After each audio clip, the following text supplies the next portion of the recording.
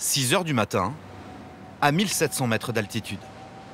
Cela fait déjà 1 heure que Roman tente de déblayer ce qui devrait être une piste d'aéroport. Pas facile de travailler maintenant avec cette condition maintenant ici. L'aéroport de Saint-Moritz est le plus haut d'Europe. Ici atterrit en pleine saison hivernale une vingtaine de jets privés par jour. Et les premiers sont attendus dans 3 heures. Juste, on doit faire vite parce qu'on doit être prêt quand les avions ils veulent venir à atterrir.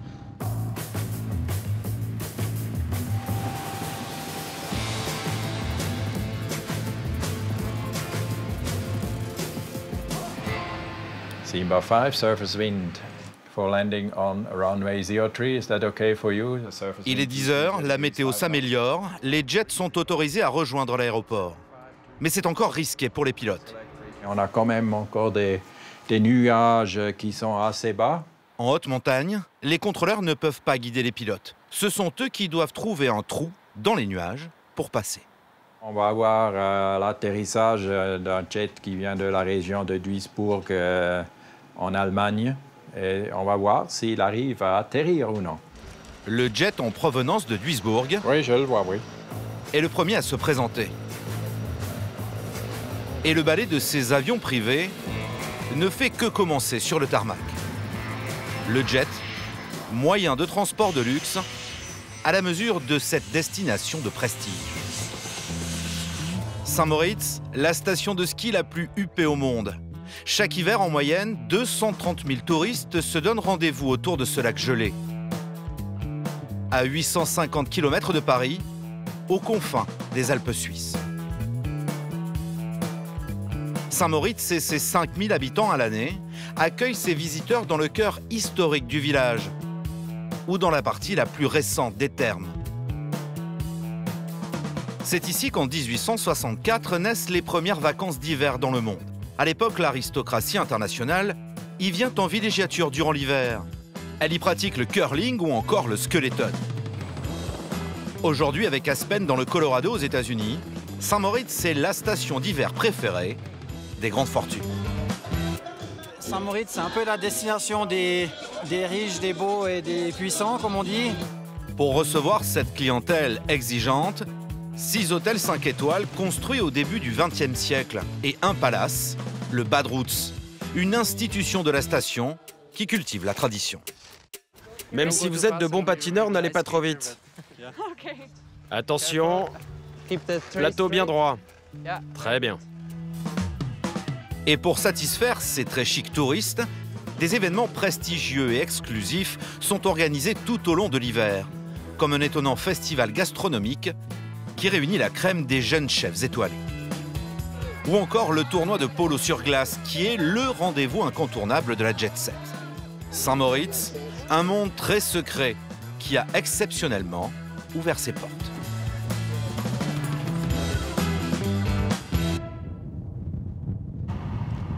Comme tous les matins, Pierre se rend à la station, son lieu de travail. Le programme de la journée, c'est chargé. Je retrouve mes clients à 10 h au Palace. Pierre Vuillemier est un moniteur de ski un peu particulier. Son bureau est ici, au Bad Roots, le palace de la station. Enfin, plutôt dans les sous-sols de l'hôtel. Morgen. Morgen, chef. Il travaille pour une école de ski installée ici pour être au contact des riches clients du palace. Pas de cours collectifs, mais un programme sur mesure avec un matériel dernier cri. On a la possibilité de louer du matériel, d'acheter du matériel haut de gamme. On va charger les skis sur la Rolls. Vous avez bien entendu, une Rolls en guise de navette. C'est ça le service Palace, avec en prime le moniteur qui porte les skis. La Rolls, c'est une des marques de fabrique du mythique palace de Saint-Moritz, le Bad Roots, une institution depuis 1896. Bonjour. À l'intérieur, rien n'a changé. Ornementation et sculptures tout en bois massif. Dans ces salons sont descendus Churchill ou encore Alfred Hitchcock Et plus récemment, George Clooney, Hugh Grant et le top modèle Heidi Klum.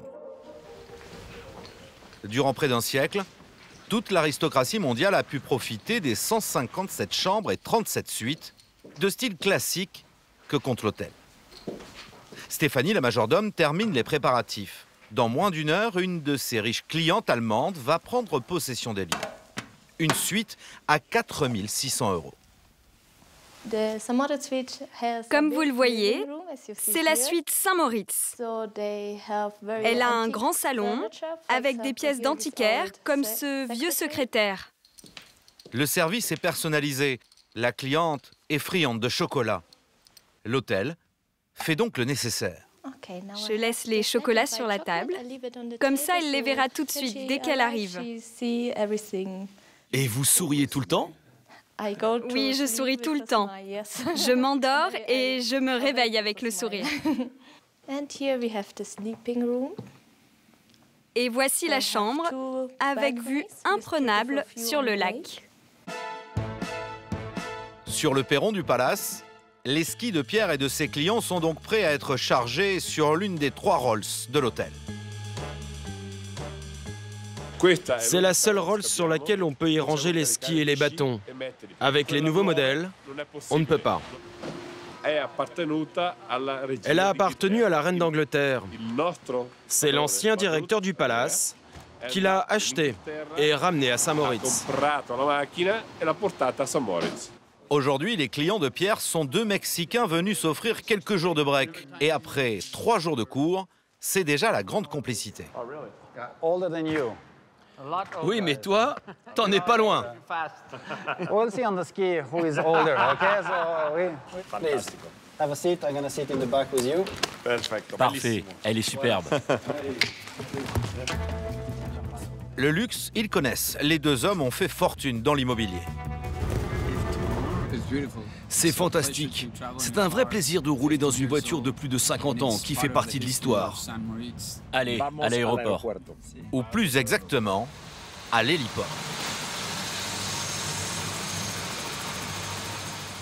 Pour monter au sommet des pistes, Manuel et Juan Pablo ne veulent pas perdre de temps. You're going front, okay? Et comme ils ont les moyens, entre le téléphérique et l'hélicoptère, le choix a été vite fait.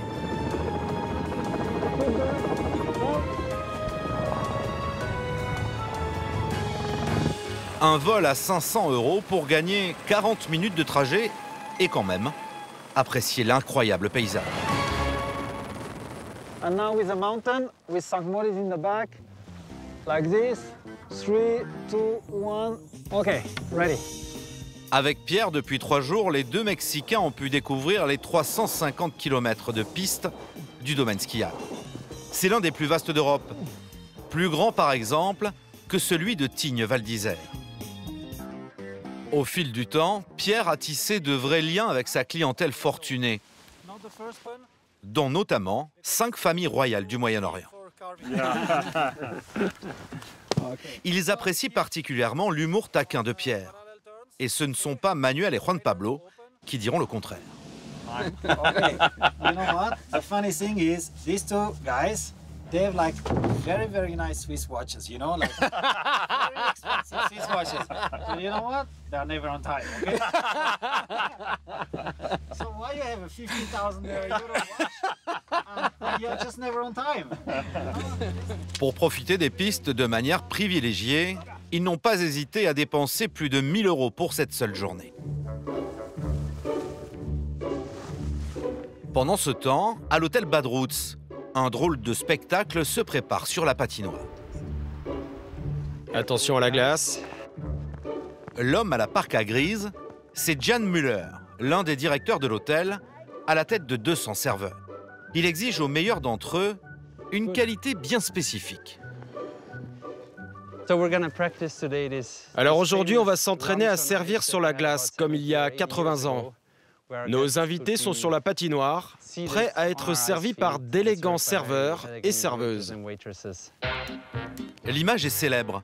Dans les années 30, les clients des hôtels adoraient déjeuner sur la glace. Un must que Gian rêve de remettre au goût du jour, 80 ans plus tard. Commençons avec l'assiette. Paulina et Demian doivent passer le test du service sur glace, grandeur nature. Même si vous êtes de bons patineurs, n'allez pas trop vite. Mets bien ton bras dans le dos. Essayez d'être plus sérieux. Pour Gian, l'élégance n'y est pas. Ok, on va recommencer. Cette fois-ci, essayez de vous comporter comme des serveurs et non pas comme des patineurs du dimanche. Paulina et Demian feraient bien de prendre l'exercice au sérieux. À table, c'est le directeur de la clientèle qui scrute chacun de leurs gestes. Et pour Gian, ce n'est toujours pas ça. Si vous aviez servi de la soupe, elle serait quelque part sur la patinoire. Recommencez. Vous devez porter l'assiette bien droite. Après plusieurs essais, Gian est satisfait. C'est très bien. Oui, c'est beaucoup mieux cette fois-ci. C'est maintenant l'heure de vérité. Il corse le test en remplissant les verres de champagne, histoire de voir qu'ils ne perdent pas une goutte du précieux liquide. Très bien. Attention, plateau bien droit. Très bien. Serre madame en premier, ensuite tu fais le tour. Exercice réussi pour Demian. C'est au tour de Paulina. Très bien. Essaye d'être plus détendu. Paulina vient de renverser les 2 flûtes de champagne. Je suis désolée. Malgré l'incident, Gian encourage sa serveuse. Ça arrive. Oui, oui. Mais il va falloir s'entraîner encore. Aujourd'hui, ce n'est pas grave.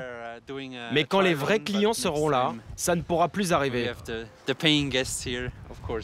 Mais ne t'en fais pas. C'est pour ça que tu t'entraînes.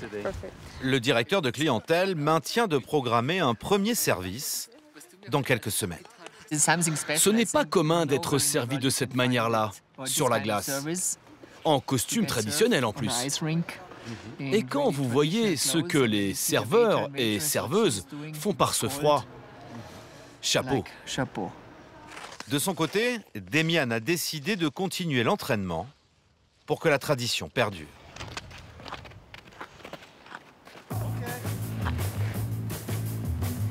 Sur le lac gelé et recouvert de neige, une autre tradition de la station.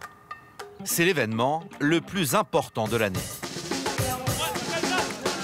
Le Snow Polo, un tournoi de polo unique au monde. Des chevaux lancés sur la glace, du champagne qui coule à flot, un festival de fourrure et de personnalités.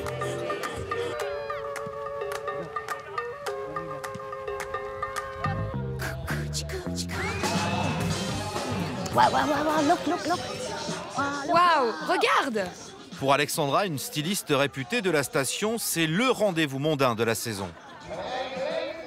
C'est la princesse des neiges. Non, pas une princesse. Non, plutôt la reine des neiges. Alexandra habille les figures de la station. Comme Monica, un ancien top modèle. Pour l'occasion, elle lui a suggéré une tenue de ski dernier cri et pour elle, une veste plutôt flashy. Parfois, vous devez être vu. Mais c'est pas seulement ça. Il faut être à la hauteur de l'événement. Si vous faites l'effort d'être élégante, alors tout le monde sera élégant. À l'heure du déjeuner, un lieu concentre toutes les attentions. On va rentrer dans la tente VIP pour manger quelque chose. On a faim, tous les 3. Il s'agit d'un restaurant éphémère et gastronomique. Prix du repas, 700 € par personne. Au menu, huîtres, fromage d'exception et caviar sont à discrétion. Des mets que les clients VIP pourront déguster dans cet espace spécialement aménagé sur les rives du lac. Parmi ces personnalités importantes, Ça va bien? Tu vas bien? Allez, là, le porte-le. Ça va? Il est célèbre, c'est juste Seb. Sébastien Lepage, un incontournable dans le monde du polo. Avec sa femme Morgane, ils vivent entre Genève, Zurich et la Pampa argentine pour assouvir leur passion pour le polo. Ouais, foul! Une passion qui lui est venue sur le tard. J'étais trader de métaux en Suisse pendant 20 ans. Et un jour, je suis monté sur un cheval, j'ai tapé une balle, j'ai dit « Ok, ça c'est pour moi, maintenant j'arrête tout et je fais plus que ça. » Grâce à sa fortune de trader, il a acheté le club de polo de Zurich. Mais le polo, ce sport où la moindre chute peut être fatale pour les cavaliers, est un dada qui coûte cher. Comme on dit, la blague courante, c'est vous savez comment devenir millionnaire au polo? Il faut commencer milliardaire.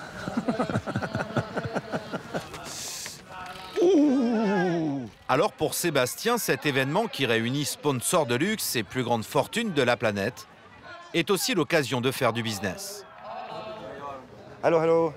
Pour nouer des contacts, rien de mieux que le fumoir. Car oui, il y a un fumoir à cigares sur un lac gelé. Voici une sélection de cigares brésiliens avec différents arômes.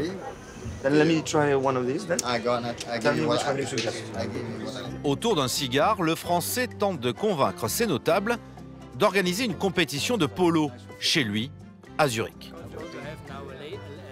It's just an extra game for free, so I can't offer much more than that. Et les rendez-vous d'affaires s'enchaînent sans répit. Hey, you're Claudio. Nice to meet you. I heard a lot about you. I have some questions for you. Un ami de Sébastien lui a conseillé de rencontrer cet homme, Claudio Salvati, un très gros marchand de montres de collection. Selon moi, le marché explose. De plus en plus de gens sont intéressés par l'achat de montres vintage. Les montres de luxe anciennes sont devenues des placements très lucratifs. Alors Sébastien pourrait bien se laisser tenter. Tu ne vas pas te faire 20 ou 30% en 3 mois. Mais si tu achètes les plus belles montres, tu pourras te faire 10% en 6 mois ou 1 an et tu seras heureux. Pour discuter plus sérieusement, un rendez-vous est pris le soir même.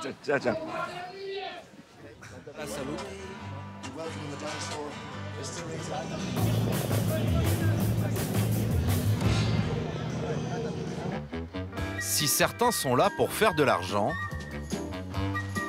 d'autres préfèrent le dépenser. Et à Saint-Moritz, ils ont l'embarras du choix. Une cinquantaine de boutiques de luxe sont là pour satisfaire leurs désirs. Pas une grande marque n'est absente de la station. Et parfois ici, ce sont les boutiques qui viennent aux clients. Alors santé, mes chéris. Santé. Yolanda vit entre Marbella et Saint-Moritz. Propriétaire d'un magazine consacré au luxe, elle a une passion pour les bijoux. Elle a donc tout simplement convoqué son joaillier dans un salon du palace. Franz travaille pour une grande marque de joaillerie et n'a que la rue à traverser pour présenter son joyau à sa cliente. Bonjour, bonjour. Good to see you. Hello. Hi. And the star. Hello. Hi, Franz. Yolanda veut absolument voir son dernier modèle de collier. Une petite sélection. Elle cherche une parure pour les soirées d'hiver de Saint-Moritz. Prix du bijou, près de 120 000 €. Close your eyes. Et voilà. Oh my God. Le collier serpenti, Wow. en or blanc, pavé. Wow. C'est vraiment élégant. Ouais. C'est pas trop. Et je pense que tu es capable de porter ça tous les jours. Donc, Ouais. c'est magnifique. Super. Hein? Ouais, c'est magnifique. Je peux. Qu'est-ce qu'on dit? Blondes always have more fun, hein? I know. Le collier fait mouche. Et voilà. Si. C'est classique. Oui. Et en même temps, il n'y a pas trop de schnick-schnack. Non, c'est très classique, c'est très jeune aussi. Mais en même temps, c'est très, très exclusif. C'est pas trop lourd, hein? Non. Yolanda est plutôt séduite, mais elle a son petit rituel avant de se décider. D'habitude, je vais toujours dormir une nuit et puis je me décide le lendemain. Ça, c'est mon principe. Donc, le plus important, c'est qu'elle ne dort pas. Parce que comme ça, tu as beaucoup plus de temps de réfléchir. Ici à Saint-Moritz, il faut être happy. On est toujours happy ici. Diamonds and fun. This is Saint-Moritz and champagne, of course. En attendant de se faire une opinion définitive, ses amis servent de modèle. bien loin du commun des mortels. Ciao, ciao, ciao, ciao, ciao. Le soir venu, Sébastien Lepage, le millionnaire fan de polo, se rend donc à son rendez-vous avec Claudio, le vendeur de montres. Bonjour. You told me about these beautiful watches. Vous voulez les voir? I love old watches. Ça, c'est le top de ma collection. En 10 ans, le marché a totalement explosé. Les prix ont été multipliés par 3, 4, 5. Dans la vitrine, de vraies merveilles. Des perles rares au prix vertigineux, mais d'excellents investissements pour l'ancien trader. Cette Patek vaut près de 2 millions d'euros. Mais celle qui retient le plus l'attention des Lepage, la voici. Celle-ci a 65 ans. Je pensais que c'était seulement pour les hommes. Mais elle est parfaite sur vous. Yes, it looks perfect on you. This is why it is shiny. Don't look at me. No, I don't. Oh, it's my birthday in a month. That's true, actually. That's true. It's okay. I was trying to forget that. Sébastien est lui intéressé par cette Rolex, un modèle porté par un célèbre acteur américain qui prend de la valeur avec le temps. Celle-là, c'est le même modèle que portait Paul Newman. La sienne a été vendue 17 millions de dollars à New York. Pendant plus d'une demi-heure, ils vont apprendre, écouter, se passionner pour ce nouveau marché qui aujourd'hui explose. Let's talk about the things that hurt. How much do they cost, these watches? Celle-ci est autour de 200 000 euros. Et celle-là, aux alentours de 120 000 euros. Eh oh. You should never bring your wife to a jewelry or a watch store. Shall I leave because it's my birthday very soon and you have to tell him something? Eh, what a pressure. Okay, leave. No. Leave. Go, raus. Yes. Morgan parti, la négociation peut commencer. Okay, let's talk business. If I buy these two, what price you give me? Be generous because I'm not going to buy only two if I trust you. Paul Newman? Pour le modèle Paul Newman, Claudio doit consulter son associé pour fixer définitivement le prix à 200 000 euros. Sébastien considère cette montre comme un investissement. Pour la noire, ce sera un cadeau pour sa femme à 120 000 euros. Il se trouve que, contrairement à beaucoup de gens dans le monde, j'aime ma femme. Et donc, bah oui, je vais lui faire un beau cadeau. Au final, Sébastien a craqué pour les deux montres. Montant de la transaction, près de 300 000 euros.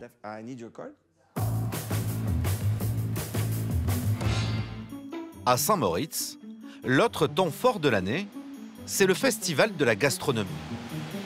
Les stars, ce sont ces chefs venus du monde entier. Durant une semaine, ils vont diriger les cuisines des plus beaux établissements. Au Suvretta House, un des hôtels 5 étoiles, l'invité vedette est un chef français. Tu peux lui filer un coup de main à mettre la petite pluche sur les financiers là? Son nom, Julien Royer. Son restaurant est à Singapour. Ce surdoué a réussi à décrocher 2 étoiles au guide Michelin en seulement 2 ans. C'est une cuisine française d'ADN, mais qui est largement ouverte sur le monde, qui a des accents d'Asie, qui utilise pas mal de produits japonais. Tiens, regarde. You pipe this, Jing? Allez, vas-y, carry on. Pour être efficace, We have to use the chinois, non? Il est venu avec 3 membres de son personnel singapourien. C'est toujours plus facile quand on est chez nous, dans notre cuisine. C'est un petit peu le challenge de ce genre d'événement. Pour un chef de ce calibre, Saint-Moritz est un endroit où il faut être vu, même si parfois c'est compliqué de travailler avec les locaux. Tu parles italien, toi? Comment tu dis la crème fumée? Je comprends pas. Je comprends pas la question, en fait. Je sais pas ce qu'elle veut. Et côté challenge, Julien va être servi. Dans quelques heures, il va se frotter à un exercice de style bien particulier qu'on ne voit qu'ici.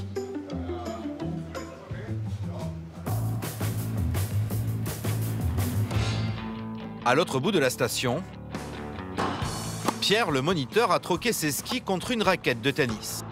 Allez, balle de match là, balle de match. L'été, il est prof de tennis, alors l'hiver, pour garder la main, il joue avec Donato, un ancien moniteur du Palace. Mais surtout son mentor. Grâce à lui, il a pu intégrer la prestigieuse école de ski de Saint-Moritz au salaire confortable de 300 € par jour. E ho visto questo ragazzo con un potenziale incredibile. Parla 5 lingue e ho visto subito che aveva il savoir-faire, come dite voi francesi. E ho detto, Pierino, ma vieni une fois à Saint-Moritz pour une saison, l'hiver, une saison. Qu'est-ce qu'il a dit? OK. Combien d'années il est passé? 15 ça fait 15 ans maintenant. 15 ans, il est ici. Quand on évoque les pourboires que Pierre et Donato peuvent percevoir, les deux hommes restent discrets. On comprend que les montants peuvent être démentiels. J'ai travaillé avec des clients, de très importants de clients. J'ai vu, quand j'ai ouvert là, comment ça dit? L'enveloppe. J'ai fait comme ça. Il y avait combien? Ah, ce n'est pas joli. Je suis été un mois en ferie en Italie avec ma femme. En vacances un en mois. Italie. Pas une 5 étoiles, non. Et j'ai dit à ma femme, regarde, on y va dans les vacances. Comme vous voyez, gratis. Donato est beaucoup plus fort que moi. Moi, j'ai pu partir 3 semaines seulement. Et moi, je crois que c'était le Palace, par contre. Selon nos estimations, les enveloppes laissées par les clients pourraient atteindre 3 à 4 000 €. Comme de nombreux saisonniers, Pierre ne loge pas à Saint-Moritz. Après 20 minutes de voiture, il rejoint ce petit village. C'est dans cette maison du XVIe siècle qu'il loue un studio. Un 20 mètres carrés au dernier étage, loin du luxe de la station. C'est petit et c'est confortable. Un studio tout en bois. En bon suisse, Pierre s'empresse de faire le ménage, même si la cuisine semblait parfaite. Je vais finir avec ça et j'ai pas eu le temps. Alors...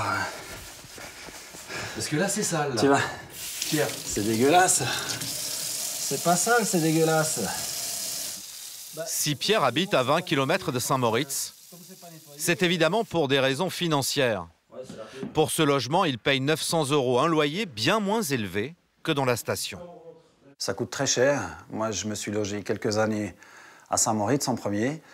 Maintenant, à Saint-Moritz, c'est clair que si on veut le même objet à Saint-Moritz, on va quasiment payer le double. Si on a un appartement comme ça, je pense que ça va vite aller dans les, en euros dans les 1300, 1500 €. Ça peut même monter jusqu'à 1800 €. Il n'y a pas tellement de chiffres. Car Saint-Moritz est l'une des villes les plus chères au monde.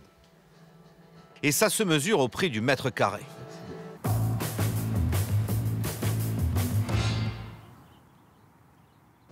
Sylvia, en manteau de fourrure, et Christina travaillent pour une prestigieuse agence immobilière.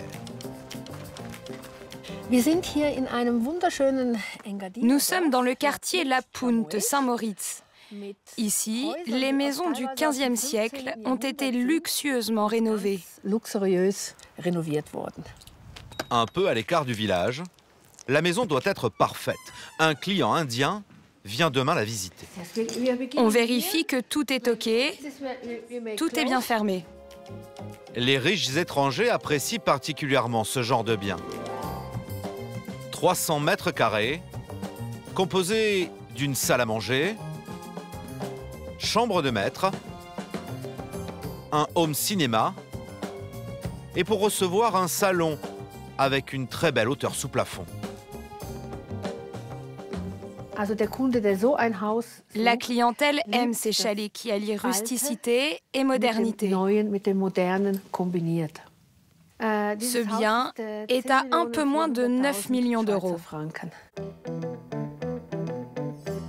Soit plus de 30 000 € le mètre carré. Un prix plancher pour Saint-Moritz. Car dans le centre du village, les prix grimpent. Loin des charmes des chalets d'antan, cet appartement est à vendre 7,5 millions d'euros, soit près de 40 000 € le mètre carré. Sylvia pense qu'elle va le vendre facilement, car il a un atout indéniable. Cet appartement a une très belle vue sur le lac et Saint-Moritz. Un privilège qui coûte cher. Et ce n'est rien par rapport à certains quartiers. Celui de Suvretta atteint des sommets. Pour ces chalets à l'ancienne, on flirte avec les 80 000 € du mètre carré, soit pratiquement 10 fois plus qu'à Paris.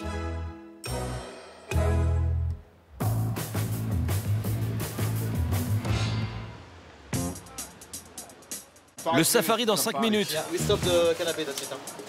On y va. Dans quelques minutes, Julien Royer, le chef français, va accueillir dans ses cuisines un événement spécial. Ici, on l'appelle le safari. 20 clients vont prendre leur dîner dans 5 hôtels de luxe différents de la station, avec un plat dans chaque établissement. Et ça commence par l'apéritif au Bad Roots, non pas au bar de l'hôtel, mais dans les cuisines, histoire de pimenter cette expédition gastronomique 5 étoiles. Pas le temps de s'éterniser. Devant l'hôtel, des limousines attendent les convives. Les stars arrivent! Pour aller de l'apéritif à l'entrée, de l'entrée au plat et du plat au dessert, le trajet se fait dans de somptueuses berlines allemandes avec chauffeur. Une expérience qui coûte près de 400 €. Premier arrêt, ici au Suvretta. Alors que les convives entrent dans le palace... Ah, je crois qu'ils arrivent là. We can go. Julien Royer termine de dresser l'entrée qu'il a préparée. C'est un plat de crabe. On a travaillé avec un joli crabe, king crab d'Alaska. Et c'est assaisonné avec des épices Vadouvan. C'est une version de curry un peu, avec une gelée pommes vertes et céleri. C'est une entrée très fraîche, un petit peu épicée, très équilibrée. Et voilà. Parmi les invités, il y a Amy, une femme d'affaires américaine. Elle est venue avec des amis et notamment John, un professeur à la retraite. Et tout comme pour l'apéritif, les convives vont se mettre à table dans les cuisines du chef. C'est très beau. Et on a la chance de voir les différents hôtels, l'envers du décor et être dans la cuisine. Good evening, ladies and gentlemen. My name is Julien Royer. It's my first time cooking here in Switzerland. I think this gourmet safari is quite a special thing, and we are happy to share this moment with you. Tout l'intérêt de ce safari gourmet, c'est d'être servi. Merci beaucoup. Et conseillé par le chef. C'est quoi le Vadouvan? So this is it's basically a curry. It's like curry powder with shallots and garlic. Yeah. Pour Amy et John, le safari commence bien. C'est délicieux. J'aime le crabe avec la pomme Granny Smith. J'adore la cuisine française. C'est mon premier amour, mais ne dites rien à mes ancêtres italiens. Ces clients un peu particuliers ne seront restés que 20 minutes. De quoi surprendre Julien Royer, le chef 2 étoiles, pas vraiment habitué à ce type de service, en mode restauration rapide. Là, ça démarre gentiment. Ils étaient contents, les gars? Bah écoute, ça va l'air, hein. C'est un peu rock'n'roll, mais ça va, c'est sympa. On s'amuse, quoi. À 5 minutes de limousine, se trouve le deuxième arrêt, celui du plat principal. En cuisine cette fois-ci, un chef hollandais, Jacob Jan Boerma. Bonsoir. Bon, je vais me présenter rapidement parce que je pense que tout le monde a faim.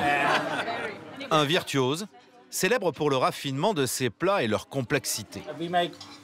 Tout d'abord un petit jeu. Vous allez devoir retrouver tous les arômes qui composent cette mise en bouche, à base de pommes de terre.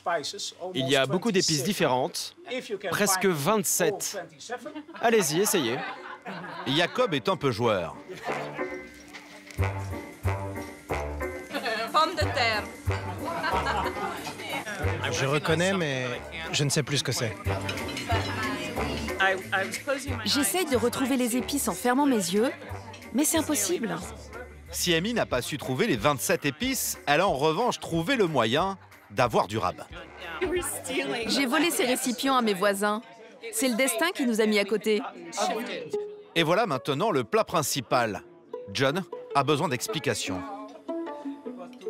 C'est de la biche, mariée à du topinambour, avec une farce de pistache, épices et fruits rouges. C'est délicieux, très très bon.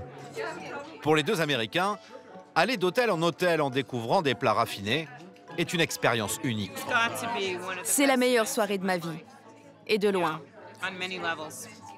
C'est un endroit formidable, avec des plats délicieux. On ne peut pas rêver mieux. Et surtout, n'oubliez jamais mes plats.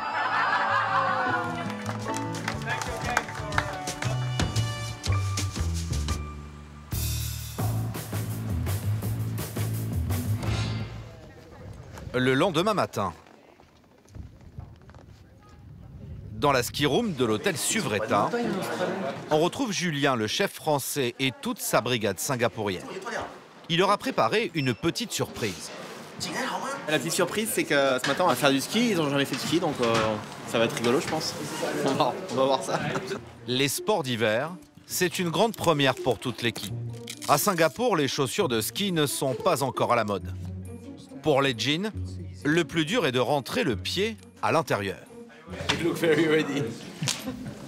But you are not prepared. Yeah.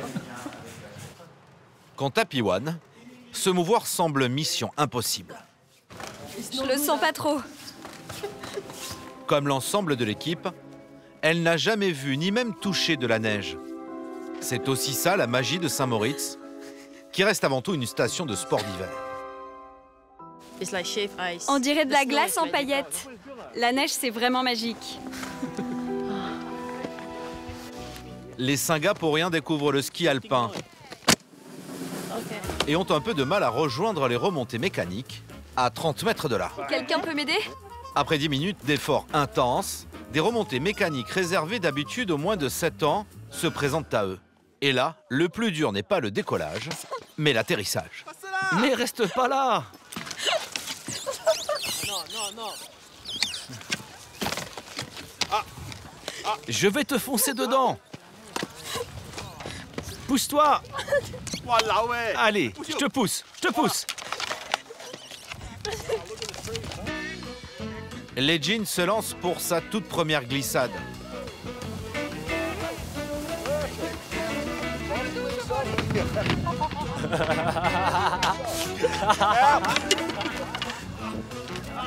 Et Nakachuang, son copain, ne connaît pas plus de réussite. Mes skis ont pris le contrôle de mon esprit. Pour éviter les chutes, Piwan a elle opté pour le service Palace. Laissez-vous glisser. C'est très bien. Good. Bravo.